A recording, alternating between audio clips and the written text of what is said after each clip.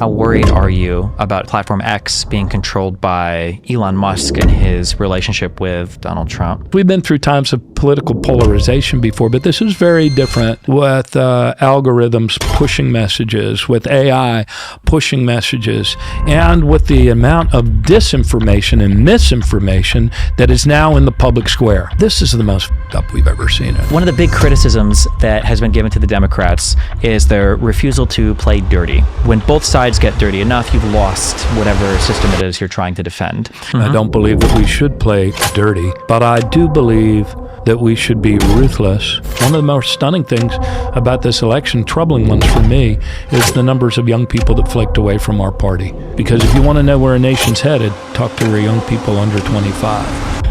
Martin O Malley, running for the DNC chair position. You have so graciously agreed to be a part of our interview series for the candidates that are running for this DNC chair position. Glad to. Honored. Thanks for reaching out. A lot of the people that are listening are very much like online people. So we know who Trump is, we know who AOC is, and that's it. Yeah.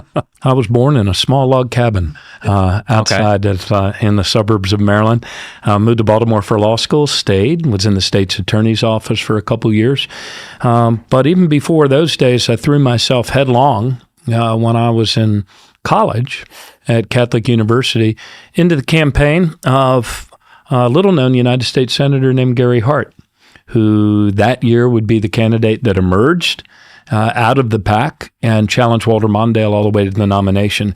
And in the course of that experience, I was, I had the biggest title of any 20-year-old in my cohort. I was as the adults got laid off in the campaign, I became the deputy national finance director of the campaign. And then I acquired a lot of experience once he took off. They gave me a piece of Iowa to coordinate, and then did Oklahoma, Texas, Pennsylvania, 3 states on that the convention, Florida, Rhode Island, South Carolina, had coordinated the Sacramento area, and then I came back. The reason I share that is I learned in those times from people with a lot of experience how to run a campaign. And so it's not such a great leap for me. Also worked for Barbara Mikulski as her field director while I was going through law school. First woman ever elected in her own right to the United States Senate, which was a real also immersion experience in Baltimore. And then I ran for state senate at the age of 27. My girlfriend at the time, now my wife, told me, this guy's going to beat you like a drum. You have no idea what you're walking into. I said, I think I can take him. So I knocked on a lot of doors, like 8,000 doors. They tell me I lost by 23 votes on the absentees. Next year, a seat opened on the city council, which I had not thought about doing, but my friends convinced me, and they were so elated we came so close, even though I was demoralized that I fell just short. And they said, that is service also. And the city needs good people. And so I ran and was elected and reelected there. Thought I was getting out of politics. And then no one emerged that year to run for mayor that could do what needed to be done to make our city a better and safer place. So I ran for mayor and was elected. Can I ask you a question real quick? Yeah. One of the things that I've noticed... That's real quick. I'm told we're here for like 2 hours. 2 hours? Oh, I was told I had 45 minutes. And we're going to go to the back and schmoo. No. There's 2 things that I really like about your story. Well, one question and then one thing I really like. One thing that I try to stress to my audience is politics seems very insulated from the rest of society, such that if you're not a Kennedy or a Clinton or rich, you can't be involved in any way. Yeah, good question. And it seems like there's a surprising amount of power, especially at local levels, if you're willing to just reach out and grab it. You mentioned that election that you lost by, now you said 20-some votes, I read 40-some votes, but it was it was half of 43. Half of, so I needed to switch that math. Oh, okay. Oh, I see. Okay. Politician math. No, I'm just kidding. But electoral. The electoral math. You decided to run for this relatively, you ran for office. You did it on local levels, and then you have worked your way up to being in these larger positions. How do you try to get the younger people involved when it comes to getting active in politics, when it feels like, I guess to reframe this a little bit, it feels like the focus is so much on the national level stuff that nobody knows their mayor, nobody knows their governor. Yeah. How do you get people to kind of be more fixated on being involved in some of these local matters. Yeah, the last time we did this to ourselves in 2016, there was an outpouring of first-time candidates. Many of them were young, not all of them, but many of them were young. And I remember going to an event. It was sponsored, an organization. There were a lot of sudden sort of pop-up ad hoc organizations. And this one was all about bringing forward new leaders. It was some former Obama campaign folks. That's where I first met Lauren Underwood, actually was at that event. But I shared that story I just shared with you about running for the first time because I think it underscores the truth that you don't have to come from money. You don't have to have, the so-called bosses in any city or the senior politicians tell you it's your time. I got news for you. They will never tell you it's your time. But nobody could stop me, and this is what I shared with Katie at the time. I said, no one's going to stop me from knocking on doors.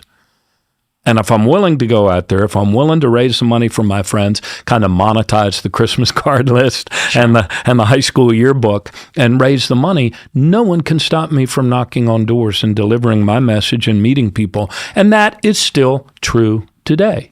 Can I ask, as somebody that was going to law school, there's obviously a lot of lucrative careers available to you. And despite what people think, politics is not that lucrative in terms of payout. There's a lot of people working for very little money here, sometimes no money at all. What was it when you were young that drove you towards politics? Did you go into law school thinking, I want to be very politically active, or? Yeah, I was lucky to be. I was raised in a home of two World War II generation people, Tom and Barbara O'Malley. Both my parents were aviators. My dad flew a B-24 33 missions over Japan, and my mom was in the Civil Air Patrol at the age of 17 in Fort Wayne, Indiana. But both of their parents had been deeply involved in party politics. My dad was the head of the party in the north side of Pittsburgh, and my mom's dad was the chair of the Allen County, Fort Wayne, Indiana party all through the Roosevelt years. So we were raised with those stories. We were always taught and encouraged to be involved in the political life of our place, our home place, our state, our country. And we were told that that was a noble calling. And whether to help other people running for office, which I initially thought was my great talent, and maybe it is, or to maybe even run one day yourself. So we had pictures of King and Kennedy in our homes, and not to mention campaign buttons going back for a few generations. So that's probably the primary reason why I was, and my dad was also a trial attorney, so I thought I could be a great virtuoso, jury trial person. I was headed there, but then I took a detour back to public service. And no, Destiny, I have not made a lot of money, but I can't imagine a better way to have spent my life. I was able to help 71 million people a day by turning around the Social Security Administration in a very tough time in that agency's history at the president's request. And then to be able to do things across the scale of a whole state. And then, but first, probably nothing was quite as satisfying as being able to serve people as mayor of Baltimore. So that's my backstory.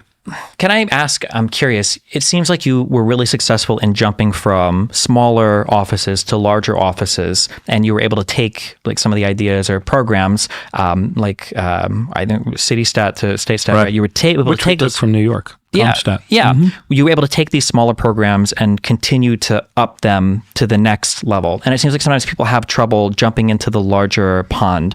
When you're going into the larger lake or the ocean or whatever, right? When you're going from one level to the next, I'm curious, personally, what were some of the issues, or what do you feel like was some of the biggest challenges? Larger offices, more phone calls to make. How difficult was it to go from being mayor to governor, or city councilman to mayor, or Yeah, I wrote a book about this. It's called Smarter Government. And I made 16 cents an hour writing it, but it was the book I wanted to write. It didn't land me on Oprah, but it did land in a lot of offices of mayors and governors and county executive practitioners. So I learned from a super kind of genius savant guy. I'm not myself a composer. I'm a folk singer, but I recognize a good chorus when I hear it, and a replicable 3-chord song when I hear it. So this guy's name was Jack Maple. He was a lieutenant in the subway police, and when Bill Bratton became commissioner of New York. He gave him the biggest elevation in the history of American policing, from being a subway lieutenant to being the deputy commissioner for tactics and strategies for the NYPD. And they started making use of commonplace technology that my adult children think has been here forever, namely geographic information systems and the ability of computers to crunch data on a massive scale, unintimidated by that scale, and to do it in a timely way so that you can identify on a map where the problems are. You can deploy the solutions, tactics, and strategies, and get inside, if you will, the turning radius of the problem instead of like chasing after it. So that is basically what CompStat was about. We were the first city to take it enterprise-wide, called it City Stat, first city to put 311 on the front end of it. And the 4 principles are the same, and the most important thing about it is also the same at every level. The principles are timely, accurate information shared by all. Because in the information age, with such a diminished trust in public institutions all around the world, you have to be open and transparent and share your data with all if you have any hope of establishing the trust necessary to deliver results or to move a big organization. Second, effective tactics and strategies, rapid deployment of resources. Third, relentless follow-up. So that also became the mantra for state stat, and that was the mantra for security stat for the recent, I think, pretty stunning turnaround by the hardworking men and women, greatly understaffed at Social Security. The good news about each of those leaps is that it's all human beings. And human nature doesn't change. Okay. And one of the things Jack Maple taught me that a lot of people in public service have a hard time believing, accepting, doing is, if you want to make 1% progress a year across in most of our governments, we're set up to do that 1% a year. It's called the budget. But if you want to make progress every 2 weeks, 1%, then you've got to convene people with openness and transparency, give them permission to ask questions and come up with solutions so that you're making 1% progress every 2 weeks, every 2 weeks, every 2 weeks. We, as human beings, is just the way we're wired.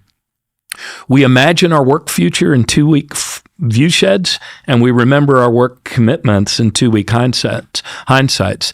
One of the operational differences I found, though, in going from direct service in the city of Baltimore to the state, where oftentimes, we made our public schools #1 public schools in America 5 years in a row. But there were 24 counties that had their own school boards and their own political authorities and their own superintendents. So we had to, at that level, and we repeated this recently at Social Security, you have to get people on board with a plan that is time-stamped. In other words, with deadlines and also assigning responsibilities for what might be attenuated links in the chain of delivery. And by that, I mean, you want to fill a pothole, somebody calls for a pothole, the dispatcher dispatches a crew, you fill the pothole. That's 3 links. But if you're talking about improving 3rd and 4th grade boys and girls reading scores across an entire state with different socioeconomic neighborhoods, it's the child, it's the parent, maybe it's the grandparent, maybe it's the foster parent, it is the teacher, it is that instructional leader in the school, might be the principal, might be the vice principal, the instructional leader in the county, or if it's a big county, it might be the area first. And you can imagine how that chain emanates all the way up to the governor eventually. So that's why the plan's so important. And then there's other intervening externalities that come into it, like the health and well-being of the child. How many kids come to school and all they can think about is having their next meal because the last one they had was at lunch the day before. So we were successful at every level. Thank you for seeing that, because one of the things that has so many of us checking out of democracy, checking out of politics, is our belief that it's too big to be managed. It can't be managed. We're no longer capable as a people of delivering the goods of the republic that make a republic worth having. But my experience has been the opposite. I think we've never had better tools. What we need is a new way of governing. I felt that a lot towards the end of COVID, when I felt like the leadership wasn't the greatest, and it felt like we were kind of in disarray. But as soon as America got its act together, that when we're all single-minded and moving in a different direction or in a certain direction, that things like the personal protective equipment, things like the vaccine rollout, that if our mind is set to a particular task, that we absolutely do have the tools to get things done. I definitely agree with that. Yeah, it's remarkable, isn't it, when you think back in history in World War II, how quickly we ramped up as a nation when we had that threat. We tend as human beings to get our shit in one sock when there's a enemy at the door or an emergency, and then we go back to the way we've always done fighting things. amongst ourselves sometimes. Yeah. One of the things that I struggle with personally is narrativization. So having like a broad story or like moving people in a certain direction. Yeah, all the world is story. Yeah. You can't move people with data. Yeah, They unfortunately. move by story. And I look when I'm kind of like looking at you, I see parallels. Hopefully there's no bad blood between you two, but you and Pete Buttigieg, and that like. No, I know him very well. Yeah. Actually, I've known him. I've known him for a long time. Okay, good. Sorry, in the streamer world where I'm at, sometimes people are always randomly fighting with each other, and I don't always keep track of it. But regardless, No, I like Pete is like he comes off as a very data-driven. In fact, I supported him for DNC chair when he ran. Yeah, okay. Very data-driven, very process-oriented guy. And I appreciate that. Do you feel like sometimes, whether it's in the party, in the media, in the culture, that there's a little bit of people view that as kind of an elitist thing, or they look down upon it, or they don't view it as favorably as people who are more willing to just kind of like tell broad stories? Or do you not get that feeling? Or from my perspective, I feel like sometimes one of the big criticisms of Pete was that he came off as like an elitist. From my corner of the media, that was a common criticism levied at him. But I love like all the stuff he's done, going on to conservative media and fighting, and then all of his very like detail-oriented stuff. Yeah, it's. I had to learn that as excited as I got about the how-to of delivering better results, whether it was, in the school system or, working or reversing a 300-year decline in the health of the waters of the Chesapeake Bay. I could talk to you for an hour about how we did that and about the 34 performance metrics. But, that's not the same as the story that says, when I was out on the Choptank River, I talked to a guy who'd been fishing the Choptank his whole life. And I asked him, how's the river doing? And he said, better. And I said, how much better? He said, not as good as when I was a boy. But I actually saw a sturgeon the other day, and people thought they were extinct. And I'm seeing some of the bay grasses coming back now ever since they fixed that sewage treatment plant up the river.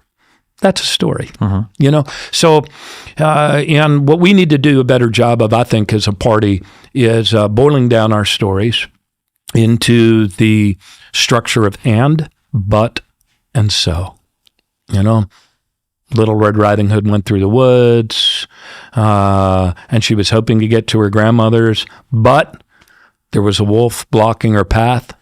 So she dropped her bag and ran like hell to grandma's. And but so we have struggled to do that because we are a party that actually believes in government. And if you listen to some of the language of our candidates, they have an over-reliance of the word and. And if we can just stuff your ear and with one more fact and after about the first 5 ands, it becomes blah, blah, blah. So we need to get sharper in our communications. I had to learn to do that.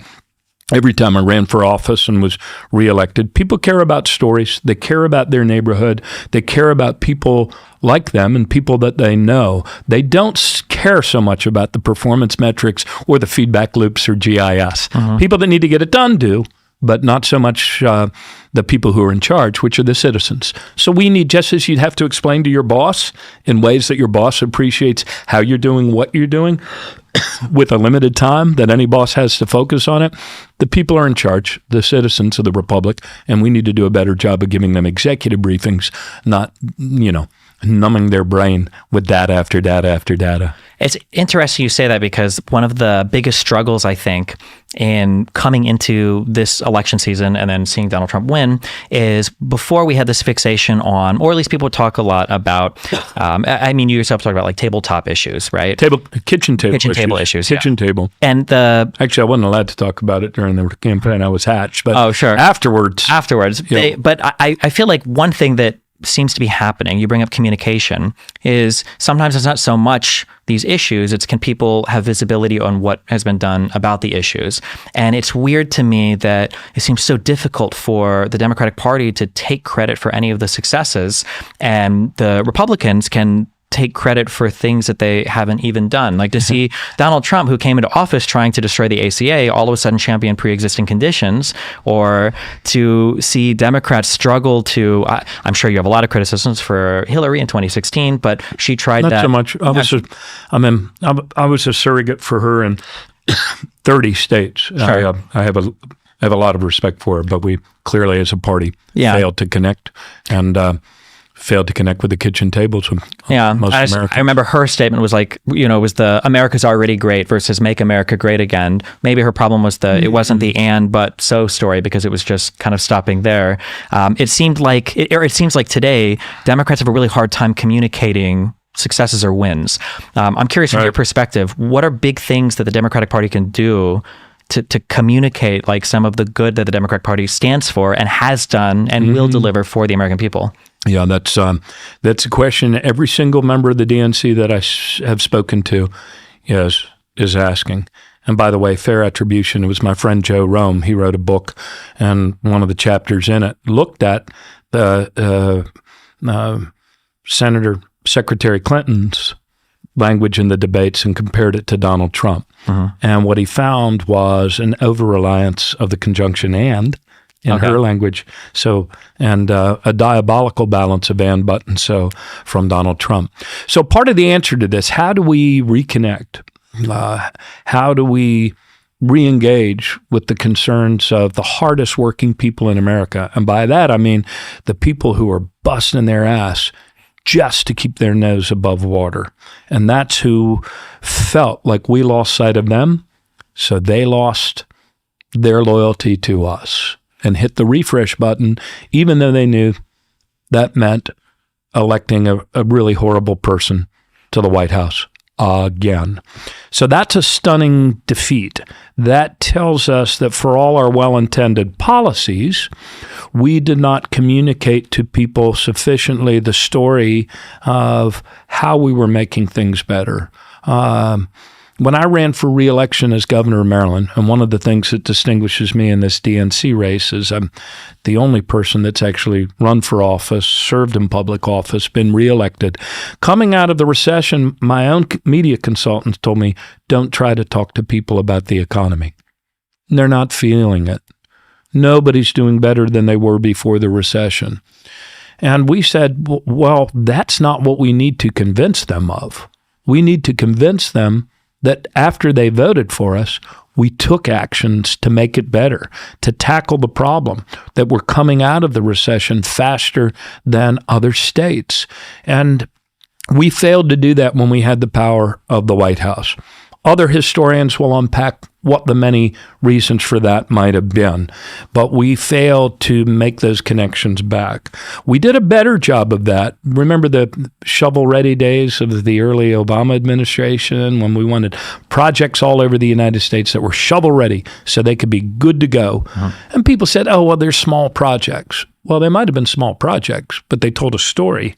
And they were visible. They were visible, and they were in what Eleanor Roosevelt called in a different context, the small places close to home, so people could see. So then as they were recovering, as we were recovering as a country, it was not such a big leap to convince folks that President Obama had done a good job in that first term. I got in trouble on one of the shows. I was a fairly visible surrogate for him at that time because I was chair of the Democratic Governors Association.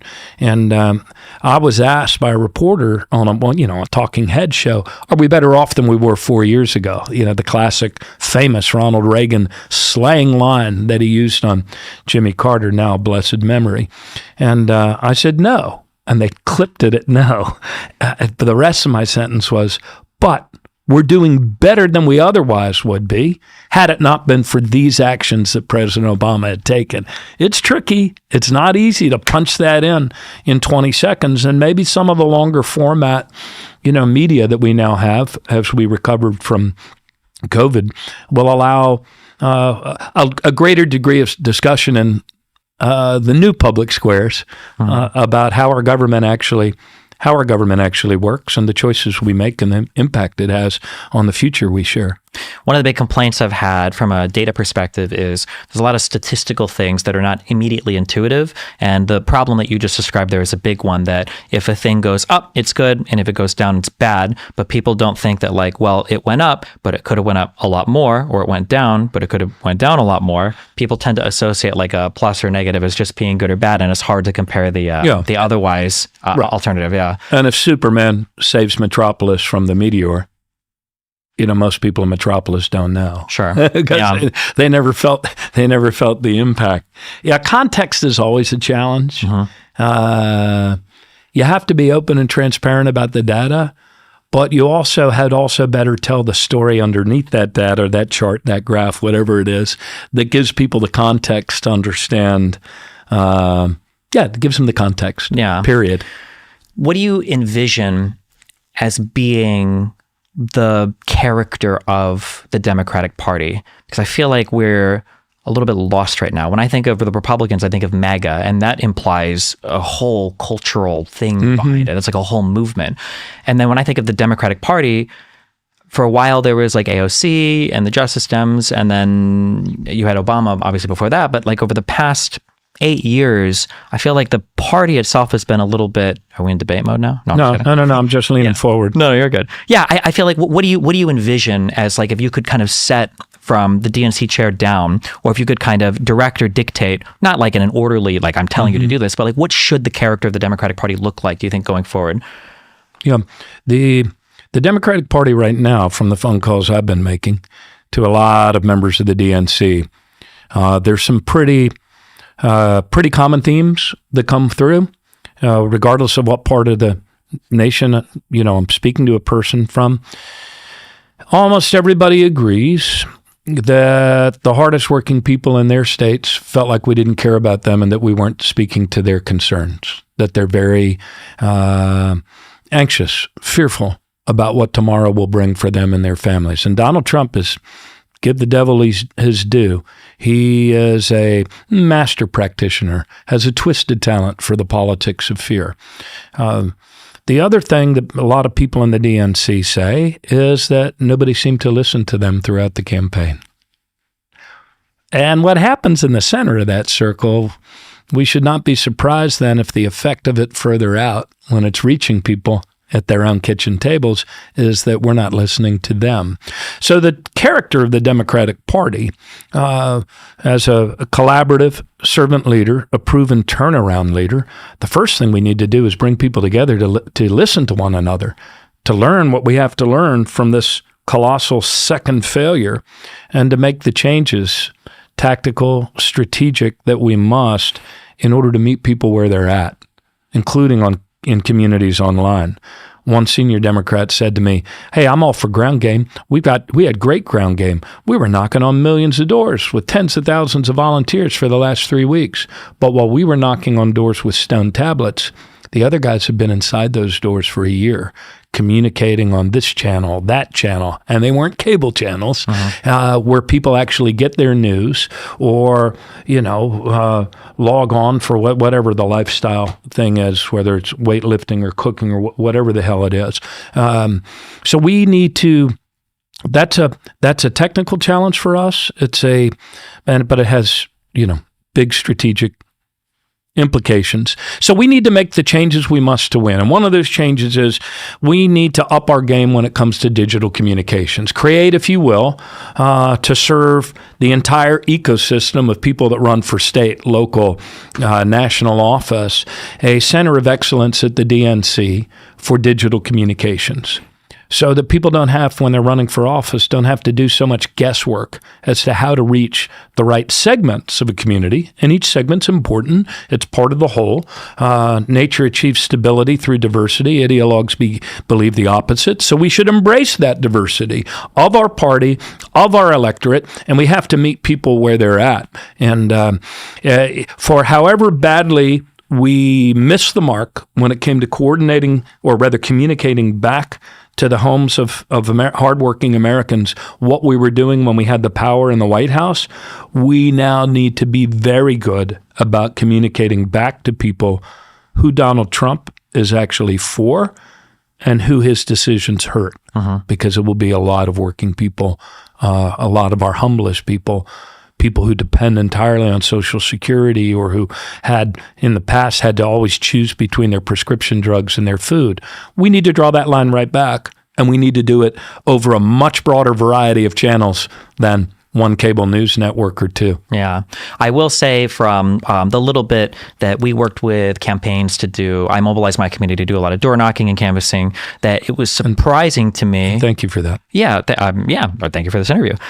It was surprising to me how much it felt like every time a new electoral season was upon us, that everything was being reinvented from the ground up. Like I had this feeling that coming into a campaign, there was like, here's all the established infrastructure. These are the people to do this. Like here, we get all this information from here and here and here. And there was just like a process, like a blueprint ready to go. And it felt like, at least for a lot of the campaigns that we were working with or alongside, that there was a lot of this kind of like, I don't know if I'd say guesswork or kind of like reinventing the wheel every single time. And it's like, how do we not know, like how to get minivan out to everybody or which doors or what, like, that was very shocking and surprising to me. Just in terms of what you talked about, like for communication within the party. Yeah. Yeah. Every campaign technology doesn't stand still. The dynamics of a democracy do not stand still. Communication technologies don't stand still. And any of us that have studied the history of campaigns knows that there's always a little bit of a arms race, technology race to figure out what is the next most effective way to get to people in a persuasive way to persuade them to vote for you, and to test those messages. And it seems from talking to a lot of people, and keep in mind, for the last 2 years, I was hatched once the president asked me to go to Social Security. But from talking to a lot of people, it would seem that we were figuring out ways to get inside people's homes during the pandemic when we couldn't knock on the doors. Yeah. But while the other guys continued to hone those skills, develop those skills, even take advantage of AI and other ways to test message, the language and the phrases, it seemed we reverted back to our pre-pandemic behavior of just get everybody out 4 weeks before, knock on a lot of doors, turn out the base, and they were much more surgical, much more effective, much more strategic. So we need to up our game on that. And the biggest change we need to make is a return to our true selves of being the party for economic security for all Americans, to be the party that believes and acts according to the truth that our economy is not money, it's people. It's all of our people. How do you have, on a personal level, that conversation with a person who maybe has never even opened YouTube before, that maybe some of these podcasts are important, or maybe this media environment is like worth taking a look at, when, a lot of people that are party people might that's just outside of like the stuff that they ordinarily engage with, whether generationally or what, Yeah, sometimes when I think about the job ahead of us, I see like a big floor of cables that haven't been connected and plugged together with each other. And one of those big sources of energy and know-how is younger people in our party who really don't feel encouraged to step up and to participate and aren't given opportunities and circles to participate. I think we have to give credit that the Republican Party does a better job than we do of late in lifting up younger talent, people that have grown up learning how to get their news from other sources, that curate their own social media and pattern it to their interests and their time. So I think a part of this is actually bringing new people up and into the party. I've been very blessed by a number of people that have come to my aid in this campaign who have these chops, including Pete Buttigieg's former data guy. So the talent is out there, but as a party, we tend not to operate with a high degree of openness, transparency, and we tend not to walk the walk, with some exceptions. I was with Jamie Raskin the other day. We were talking about Democracy Summer. But with our party tends not to operate with the degree of openness and transparency that invites inclusion, especially across the generations, instead of just among senior folks in our federal government, House and Senate. Do you think there are big lessons that can be learned from the RNC and how they operate? Absolutely.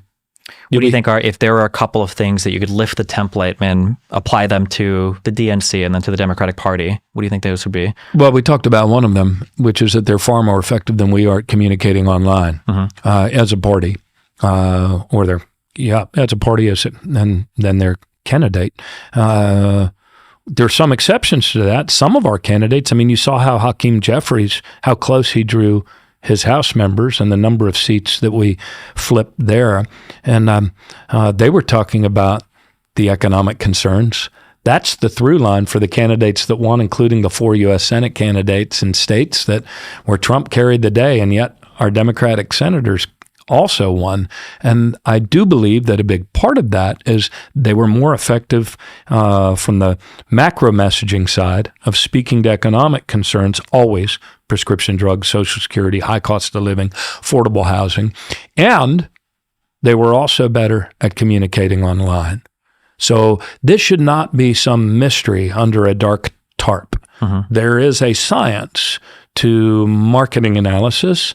There is a science to message delivery in the age of where people are all online. And there are techniques. We used to have an expression over the 1,211 field offices at Social Security, where I was honored to lead this last year, that if we're all doing it our own way, we're not all doing it the best way. Yeah. To your point of recreating the wheel.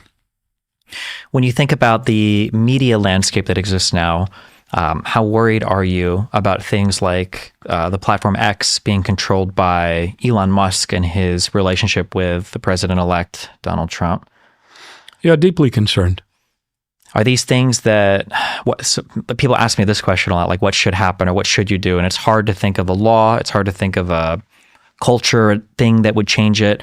It seems like outwardly on its face, it seems a bit preposterous that somebody so close to the president could also be in control of such a large media platform. And then obviously the messaging on X looks so crazy, right, to say it politely. Yeah. Are these things that you think are like jobs for like lawmakers to deal with, or is this a culture thing we need to fight against in the U.S. or what? Yeah. Yes. All of the above. You know, I was listening to you a little bit back in the green room when you were talking earlier, and you said, I really want to ask somebody who's seen the ebbs and flows of our republic and elections. Oh, yeah. Is it as bad now? That was going to be my next question. Yeah. Has it changed a lot? Yeah. Yeah. You were going to ask, you phrased it a different way. Like, did you say, is this the most fucked up you've ever seen it? That might have been the way I said it. Yeah. Or were there other times that seemed equally fucked up? No, this is the most fucked up we've ever seen it. What we have now is something.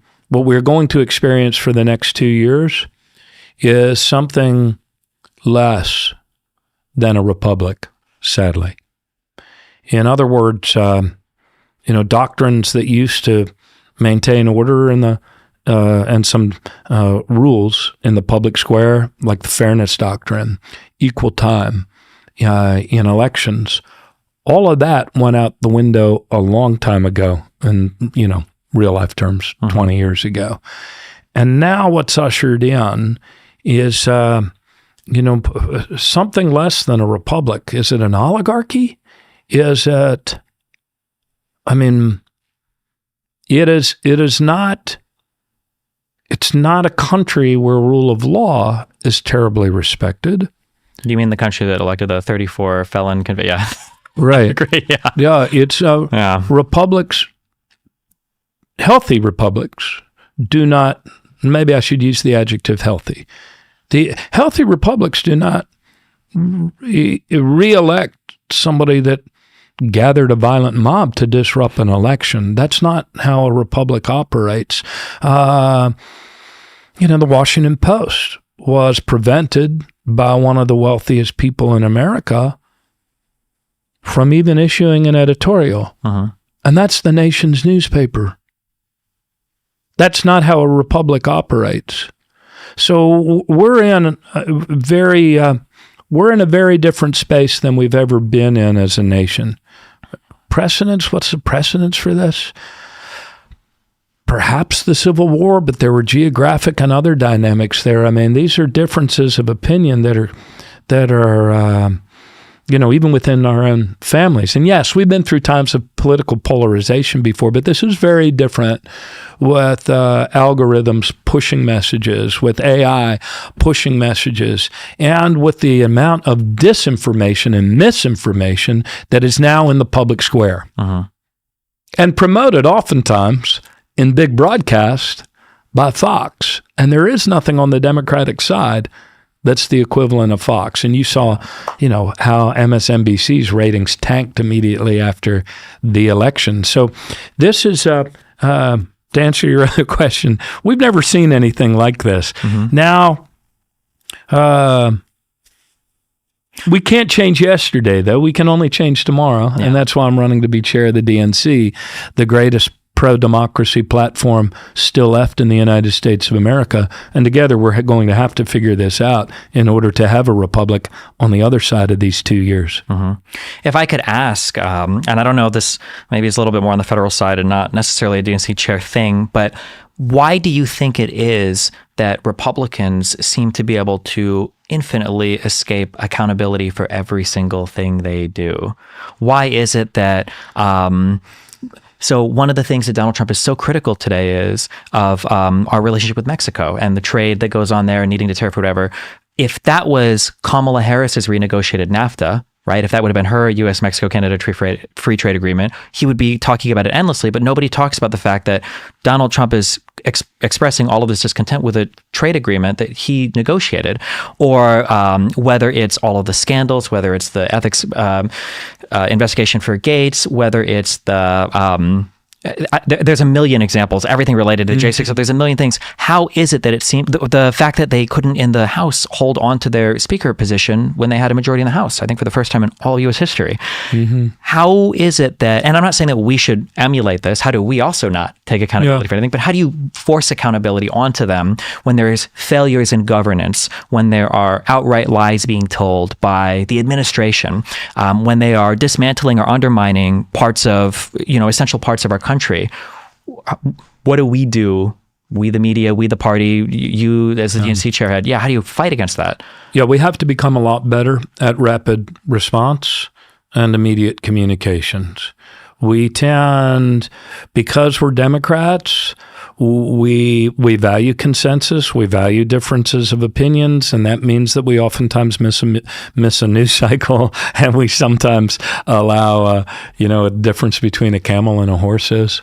A camel is a horse made by committee. Okay. So we tend to craft messages that are overly complex and do not immediately go to the point. We need to have a 24/7 campaign. We need to have rapid response. We need to communicate in stories. We need to communicate. We need to meet people where they're at online, and we need to do a better job of recruiting a hell of a lot more influencers, I would say, as the other people have. And I'm not saying that we whistle in Russian allies, but I am saying that we need to do a better job of lifting up voices in our party that can help with that rapid response. We talked a little earlier about how we can get our stuff in one sock when there's a challenge at the door, a pandemic, or an enemy at the gate. Shit in one sock was mine.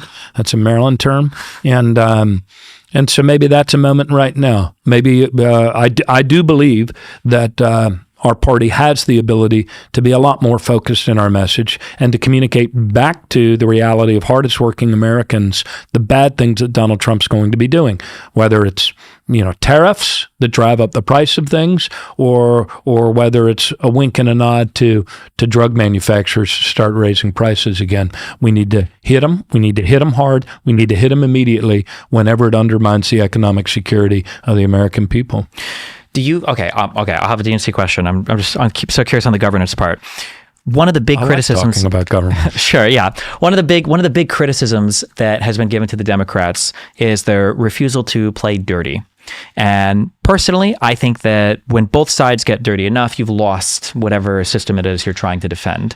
However, there is an undeniable surge in unethical, improper behavior that has served great political ends to the Republican Party. Oh, yeah. Whether Trump it's is the poster child for it. Well, Trump is, but Trump is like the end of like a line of, and I'm sure even before I can remember, whether it's the Ken Starr fishing expedition for Clinton, whether it's the election from One Gore. of those lawyers now on the Supreme Court. Sure. Okay. Yeah. Whether it's Gore having that election taken from him, whether it's the presidential immunity that the criminal immunity that the president has now as a result of a Supreme Court that is due in part to the fact that Obama had the longest vacated seat in all of Supreme Court history because the Republicans decided not to have a hearing on it.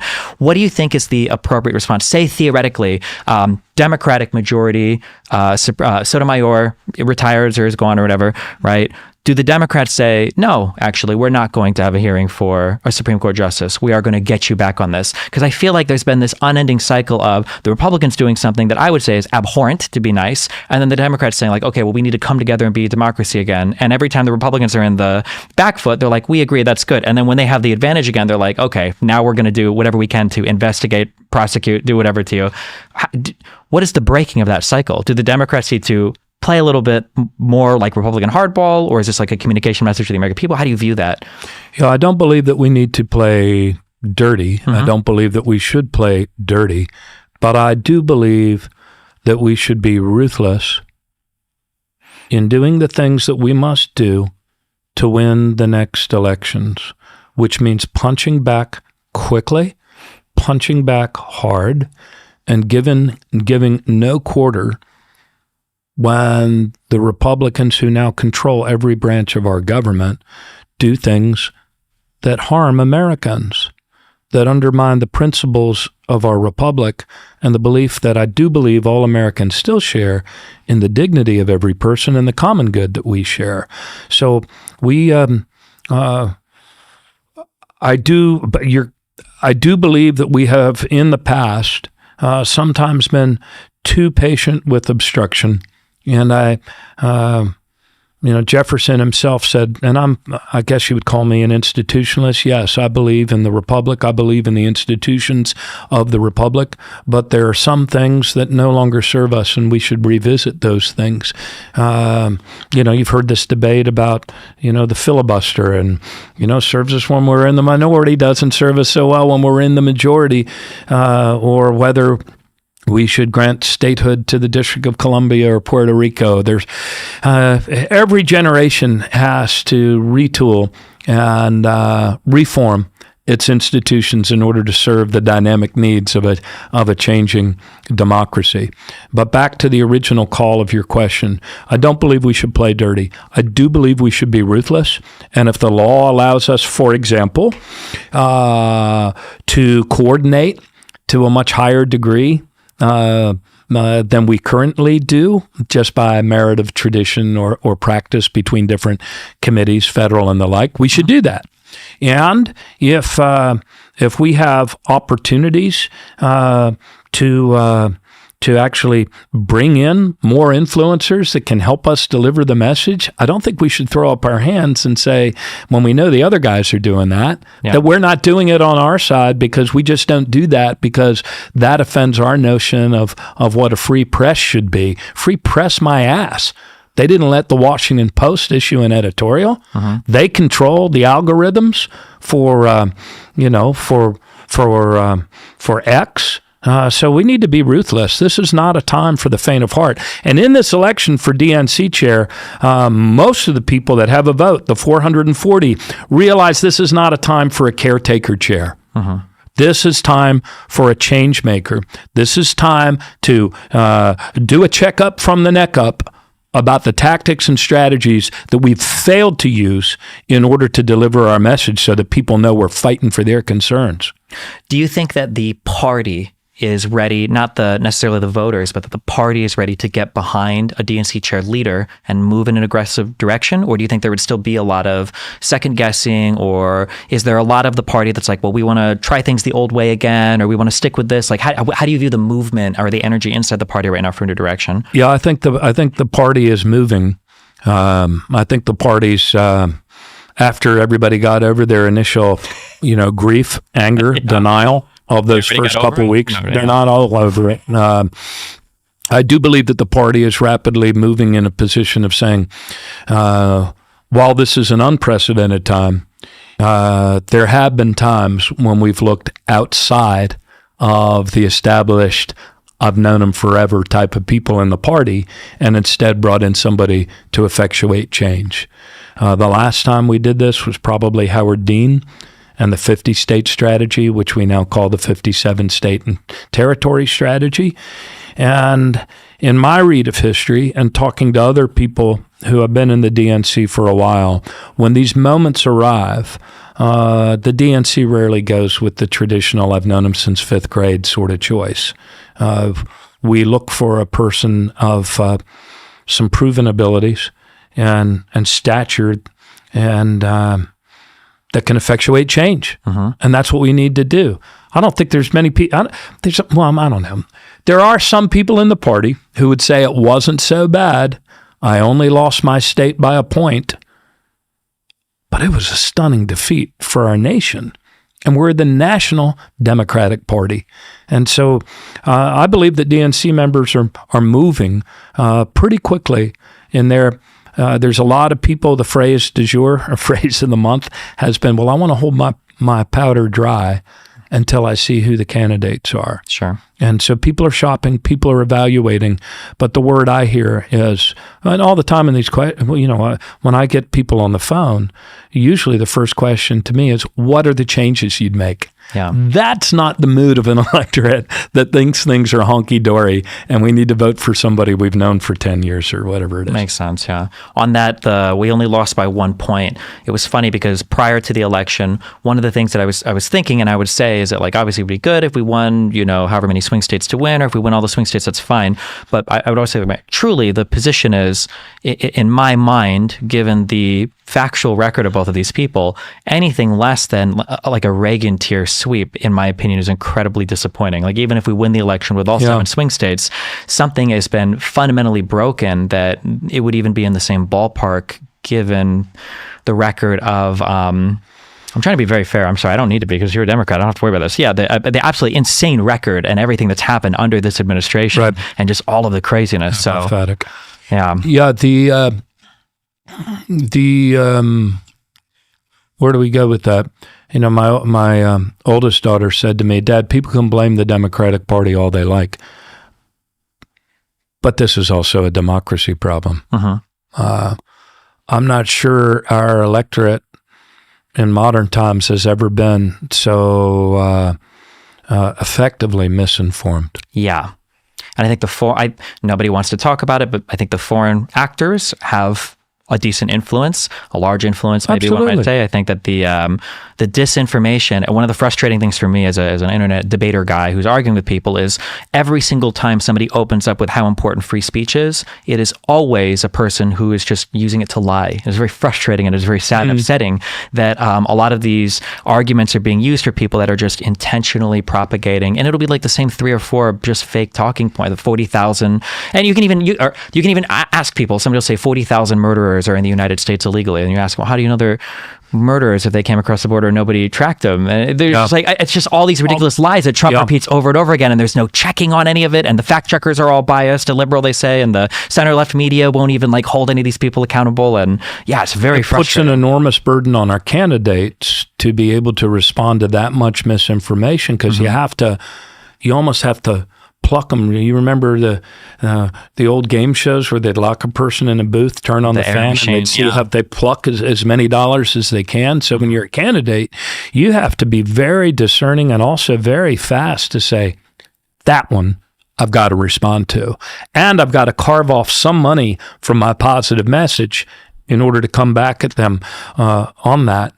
But we've rarely been so misinformed. I'll give you one near and dear to my heart. I was spending a fair amount of time. I always spent time as the commissioner of Social Security, President Biden's commissioner, out in the country, because it's the largest domestic program in the United States. And yes, we did security stats. So every 2 weeks, double headers, Mondays and Tuesdays at headquarters. But then I was off into the country.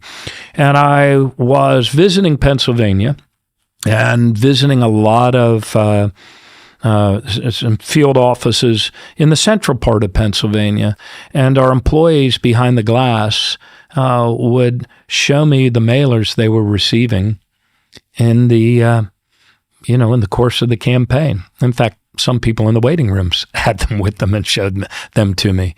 And it was, the statement was, this woman, a picture of Kamala Harris, wants to tax your Social Security benefits and allow illegal immigrants to bankrupt the Social Security Trust Fund.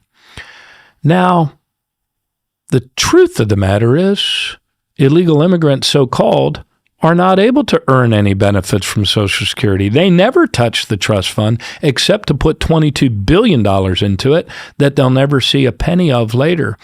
And I was hearing from other entities that were polling on the attitudes of people to the basic question of who do you trust most to protect Social Security, that no Republican in modern times ever drew that margin so narrow as to be virtually tied with us in Pennsylvania and Michigan on the question of who do you trust more on Social Security. And yet, we were not responding to that at all. So, we've got to get better at the rapid response. We've got to get better at calling out the misinformation, and we have to get better at recruiting good people who live in the United States if the other guys are going to be looking the other way as Russians or Chinese or whoever come in to tilt their scale and what people perceive.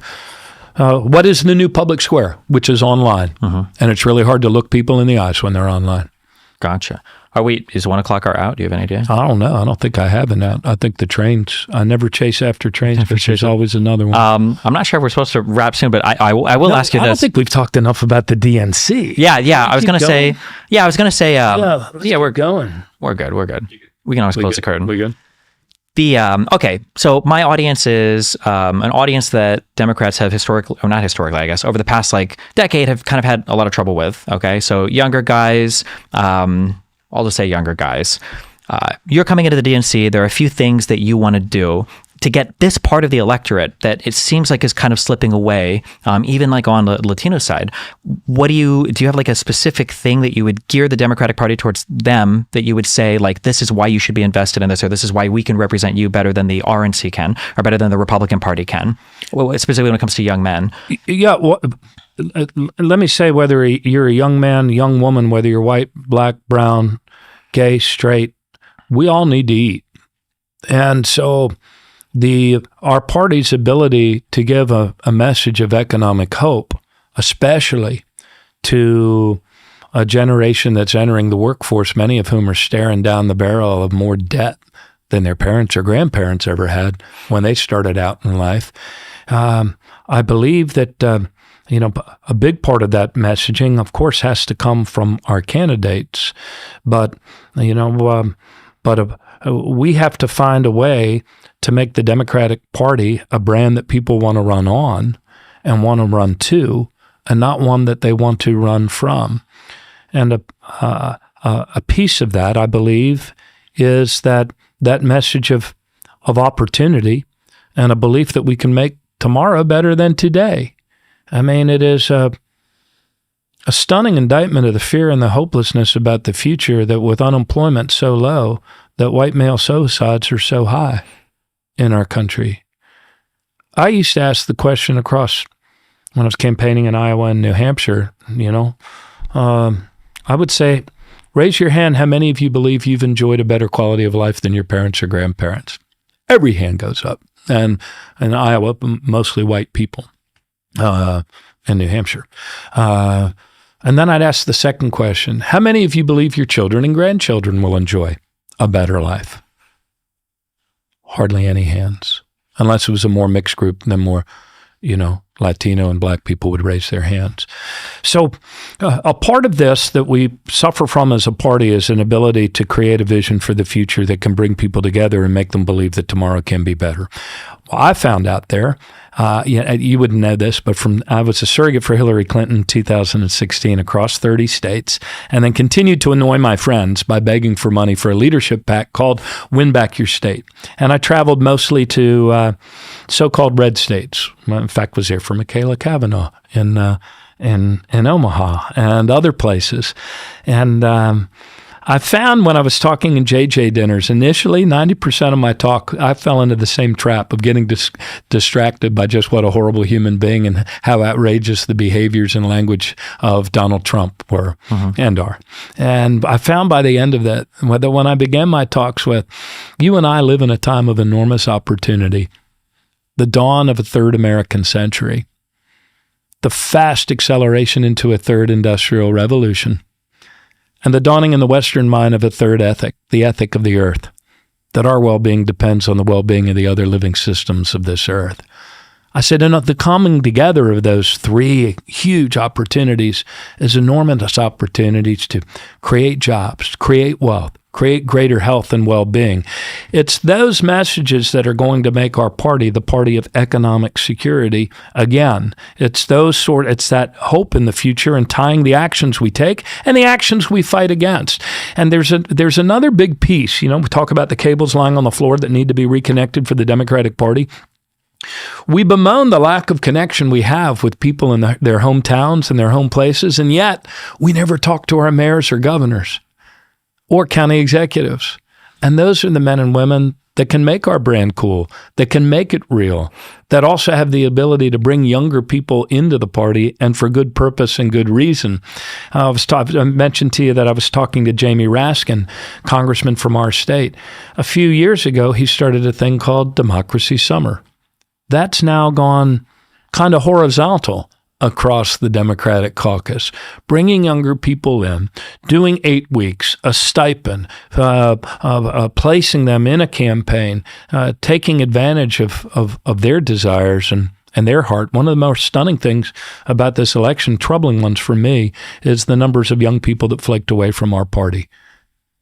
Because if you want to know where a nation's headed, you talk to our young people under 25. So I don't know exactly what the it is, but I do believe that we need to, I know that the economic security is the big part of it. It is the thing that most people in America now fear is that they're going to have less tomorrow than they have today. Can I say one of the things you just said that I agree with wholeheartedly is I wish that Democrats would phrase things more positively and less like a thing that you kind of like begrudgingly have to endure. This comes up a lot when it comes time to eat your spinach stuff. Yeah, it's like I get into arguments a lot when people talk about like taxes. People say like, well, how much do you think the taxes should be? And the response that I always give is the tax should be set at whatever is needed to fund with the programs that we feel are important to us. But people talk about taxes like it's a punishment that you're meant to endure, rather than I'm able to do what I'm doing and work the job that I'm working because of the security of everybody else in this country that's taken care of in large part because of their taxes, right? You can be very rich in some not as great places, and a lot of your money is going towards things like private security. So the government or individual citizen doesn't just come and rob you or take all your stuff. Or Welcome to the Dominican Republic. Huh? Yeah, there's a lot of there can be a lot of social chaos in those worlds. And there is a lot more private policing in neighborhoods in America. No? Sure. Yeah. Same thing with, you mentioned the opportunity, same thing with things like climate change. I grew up very conservative. My parents are very ride or die Trumples even today. I grew up very conservative, listening to all of the Rush Limbaughs and the Glenn Becks and everything. And they would talk about green programs or climate change so much as this is how the Democrats want to control your life. Yeah. This is what they want to do to take over, tell you what kind of car to drive or whatever else. And I think it might have been in the 2016 or it was 2020 primaries where I started to hear Democrats for a little bit talk about how let's not think about how we're going to like lock your life away, or but make you wear heavy sweaters. Yeah, sure, yeah. Sweater but over like, here. How cool would it be if America was the country that was the leader in green energy, the leader in exporting things? Yeah. And I ran for president for a brief minute. Sorry about that. I tried to save us. One of the biggest kaboom lines in standing up on stools across Iowa and other places is that climate change is the greatest economic opportunity to come to the United States in 100 years. And framing it that way, I mean, governors that are successful at this, that's how they frame it. We have to stop looking at climate change like as something that's happening to us instead as something that's happening for us. All human progress is born of adversity. And boy, we certainly have our a moment for great progress now. Yeah. But it's really also about the cost. I mean, I was part of something when I was on the board of it was kind of a bit of a movement called Project Drawdown. What are the 100 most impactful things we can do with existing technology that actually draws more carbon out of the air than pumps into it? And oh, by the way, some of it's a lot cheaper than pumping it out of the ground or doing fracking. I mean, the fact that we can now, no state achieved a bigger reduction in its carbon footprint than the state of Maryland did. And those were policies, choices that we put into motion. And you can now build new solar. I think solar and wind more cheaply than you can build a new gas-fired, plant. So the market's moving in the right direction. It is going. You talk to people in Texas. Look at how much energy they have in West Texas. They don't mind paying less for energy, but in the past we've tended not to talk about it in those terms. Again, why it's so important. In some of our states, not a winning issue for Democrats. It's an imperative issue for the planet and for the species, but not a winning issue in some states for a Democrat to be championing. In other states, it is. And so those stories that are compelling and make sense in a state context are why we need our mayors, why we need our governors, why we need our county executives. Some of the other candidates in this race have started to talk about we need a war room for the modern times, but none of them has stood up one like I have. Sure. And I see it very clearly, and I can see us within the first 30 days standing up such a room and using the convening authority of the chair of the DNC to bring in those stories, bring in the perspectives, bring in the enormous communication assets currently underutilized by the National Party that are our elected mayors, our elected council members, and our elected governors. Do you, so I don't know how much teaching you would have done here, but I think you had like a guest professor role at Johns Hopkins. Yeah, I daisy chained for a little bit. I did Hopkins just for a brief minute there, the School of Business. I did Harvard and Boston College Law. That was a full-fledged credited course. I did Institute of Politics at Georgetown. I did a graduate course at Maryland. Then I came back. The most enjoyable one was 160 students at College Park.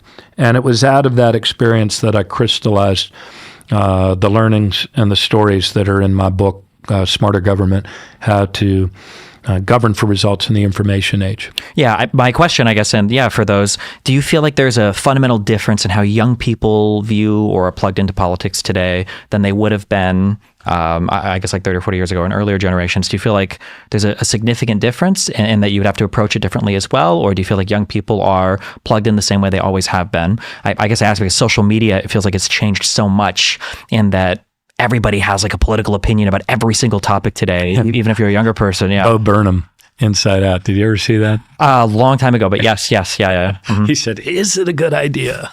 Yeah. That every single second, we all express our opinion. That a warehouse, everything. Yeah, a warehouse worker in Arkansas might have a strong opinion on Leah Thomas or Iman Khalif, the boxer in the Olympic. Yeah, and it's, yes. Is it a good idea? I think there is no substitute for,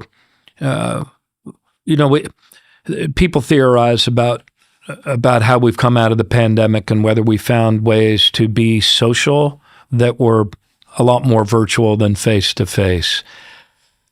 When it comes to getting involved in politics, there really is no substitute, I don't believe, for the relationship that comes from being with and among others in a campaign. I still believe that campaigns are the primary way that and the best way for people to get involved in politics. There are probably others. people that have some demonstrated ability to use geographic information systems or better techniques for communicating can certainly probably get entry-level positions in local governments that then you can, morph from that into other ways of being involved in politics, which is why, as a party, we need to do a much better job of bringing younger people in and creating those mentoring relationships. And it's not just one way. It's not just one way. We're talking about making sure that people who have been in politics a while can learn better ways to communicate and to be effective and to carry their message. If there are people watching as we do these interviews and there are certain candidates that they feel are really effective or that they resonate a lot with their messages, I don't know who these 440 people you're talking about that vote for, the DNC chair, how would they even make their voices known? What's their way to participate or engage in that process? Yeah, well, you can amplify the messages that the candidates or the candidate that you like puts out. So that's one way to do it. My name's Martin O Malley. I'm running for chair of the DNC. I'd like your support, and I hope you might amplify my messages on the platforms of your choice. There are 440 members. Each of those members has come to the DNC for accomplishments, relationships, and reasons of their own, their own lifetime of involvement somehow in politics. But they also love their country and they want to do what's best for their country right now. And they all realize this is a very important election and an important vote. On the way in, I met some of your folks outside. I was on the phone on this very cold New York day with a DNC member from Texas and having a great conversation with her. She said that she had asked 5,000 people in her state what they're looking for, because it's the first time she's had an election like this for a new DNC chair as a member. She asked those 5,000 people what they were looking for because she wants to know. For all of the fear, for all the atomization, all of the disengagement in our country today, there is still a yearning to be a part of community and to be a part of something larger than ourselves, and to understand what other, good-hearted people want for their country and therefore right now what they're looking for in the next DNC chair. So be engaged. The best way right now is probably to be online or to go to one of the 4 forums that are coming up in the country. I'm sorry I'm not able to rattle them off. I think there's a forum every day that I'm attending. Yeah. Okay. So that's I would say be engaged. And because it's a bit of a conclave, these 440 members, in a sense, they're also very engaged. I'm finding our stuff is being opened by 80% of the DNC members we share it with. So people are focused. Nothing focuses the mind like your own execution. And we're all very concerned about where our country's headed. Okay. I guess if final question then, pitch. You are chair of the DNC. I should know this, and I don't know this. How long is that position held for? It's a 4-year term. It's a 4-year term. Okay. Mm-hmm. You are chair of the DNC. Your first 100 days, they would ask as president, your first 100 days as chair of the DNC, what would be the big changes that you would try to push as much as you could? Oh, I was saving that one for the first forum. Oh, man. Okay. We'll save it. Oh, wait. Well, give us one. Give us your third or fourth change that you would make then, I guess. Yeah, everybody wants to know the 100 days. Well, look, there's a couple of things that the new DNC chair will have to do right away. One is to confess that we failed to communicate with the economic concerns and anxieties of millions of Americans across the country. The second thing we'll have to do is bring people together in a regular, recurring cadence to listen to one another and to craft an action plan that restores our party's purpose in the eyes of Americans and also ups our ability to win the next election, well, with better communications and with direct registration of more Democratic voters and with fighting for voting rights in every single state. Those are on we will put those actions in motion, and we'll do so as a party, as a national party, bringing everybody to the table, including county officials, those running for state legislative offices, county courthouses, and mayors and governors. So that's what we'll do. It's, an action plan really only has integrity and value if you engage people in its creation. So I've put out a platform, but it has been my experience as somebody that's proven his ability to turn things around as an operational leader, that an action plan that gets done is one that people inform on the front end, not one that they're told to do on the back end. We got to get out of this mode of thinking about leaders sitting high atop some sort of triangle of command and control where things get done on the basis of because I told you to do it. And instead, we have to put that circle on its side. We have to bring people to the table, and we have to take the actions every 2 weeks that drive our party forward. Martin O Malley, I really appreciate the conversation. Hey, thank you. Thank you so much for coming here, and good luck. Yeah. Thank you, Destiny. Thank you. You can call me Steve, but all right, Stephen. Stephen, thank you so much. Yeah.